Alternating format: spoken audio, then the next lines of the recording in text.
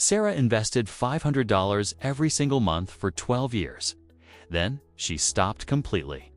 Her coworker Mike started investing the same amount at the exact same time, but he never stopped for 30 years. Guess who ended up with more money?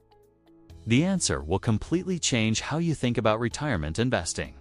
And in the next 14 minutes, I'm going to show you the exact mathematical moment when your contributions literally stop mattering, and why 97% of investors have no idea this moment even exists. Welcome back to the channel, where we break down complex financial concepts into simple, actionable strategies that actually work. If you're new here, we focus on real numbers, real math, and real strategies to help you build wealth without the fluff. Today's topic is something financial advisors rarely discuss because it fundamentally changes the retirement conversation. Make sure to hit that subscribe button and turn on notifications, because by the end of this video, you'll understand one of the most powerful concepts in retirement planning that could save you decades of unnecessary stress. Let me tell you about the moment that changed everything for me. 5 years ago, I was sitting in a financial planning seminar, and the advisor put up a slide that made the entire room go silent. It showed two investors. The first one, let's call her Jessica, invested $6,000 a year from age 25 to age 35, just 10 years. Then she stopped completely and never invested another penny. The second investor, David, procrastinated until age 35. Then invested the same $6,000 every year for the next 30 years until retirement at age 65. Both earned an average return of 8% annually. Standard stock market historical returns. When they both reached 65, Jessica, who only invested for 10 years and contributed a total of $60,000, had accumulated approximately $746,000. David, who invested for 30 years and contributed $180,000, had approximately $723,000. Jessica won with less than 1/3 of David's total contributions. The room erupted in questions. How is that possible? What's the trick? There is no trick. What you just witnessed is the power of compound interest reaching what I call the crossover point. The crossover point is the exact moment in your investment journey when the annual growth from your existing portfolio exceeds your annual contributions. Let me say that again because it's critical. It's when the money your money makes is greater than the money you're putting in. Think about it like this. Imagine you have a garden.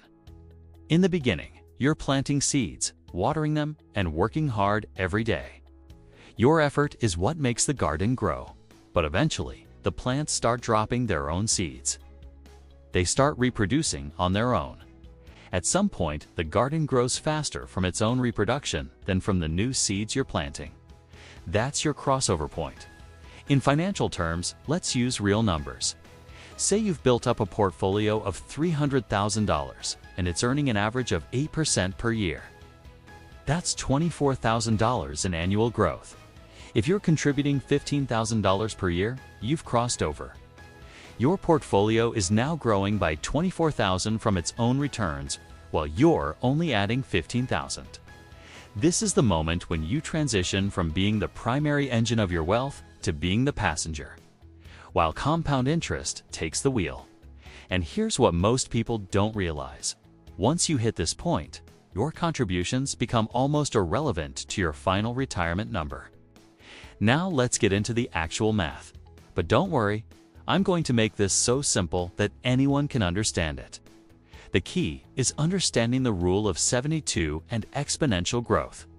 The rule of 72 tells you how long it takes for your money to double. You simply divide 72 by your annual return rate. If you're earning 8% annually, your money doubles every 9 years. 72 divided by 8 equals 9. Here's where it gets powerful. Once you reach the crossover point, each doubling cycle matters exponentially more. If you have $100,000 and it doubles, you gain $100,000. If you have $500,000 and it doubles, you gain $500,000. Same percentage return, massively different dollar amounts. Let me show you a real example. Meet Jennifer. She's 35 years old with $200,000 saved. She contributes $12,000 per year, which is $1,000 per month. With an 8% average return, let's project her wealth at Year 1, her $200,000 grows by $16,000. Her contribution is $12,000. Its total growth, $28,000. By year 10, her portfolio has grown to approximately $480,000. Now that 8% growth equals $38,000 annually, her contribution is still $12,000. She's crossed over. By year 20, her portfolio is approximately $970,000. That 8% growth is now $77,000 per year. Her $12,000 annual contribution represents only 13% of her portfolio growth. By age 65, after 30 years, Jennifer's portfolio will be worth approximately $2.4 million. Here's the shocking part.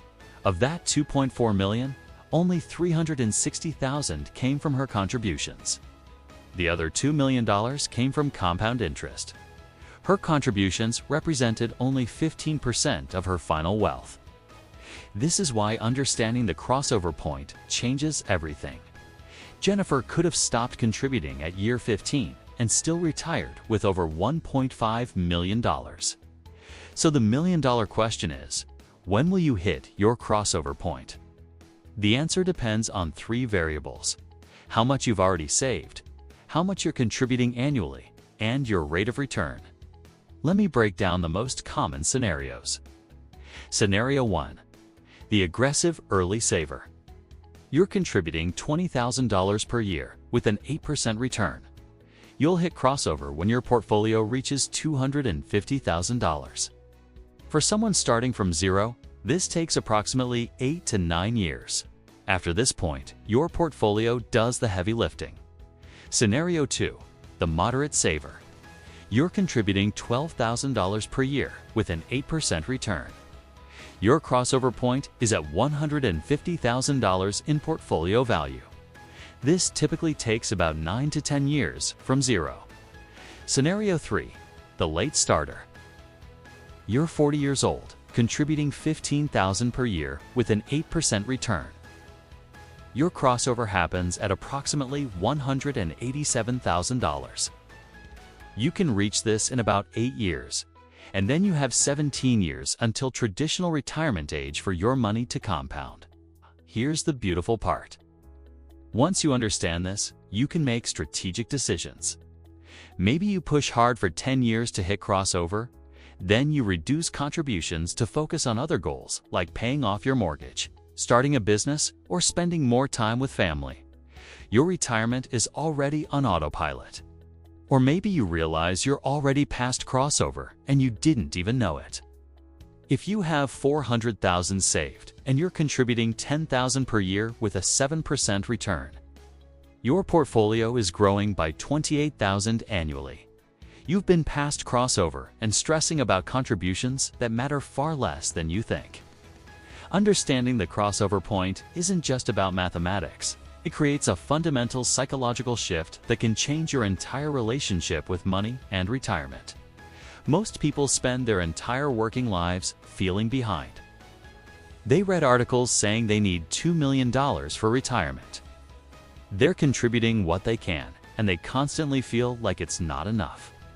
The anxiety is overwhelming. But when you understand crossover, something clicks. You realize that retirement isn't about contributing forever.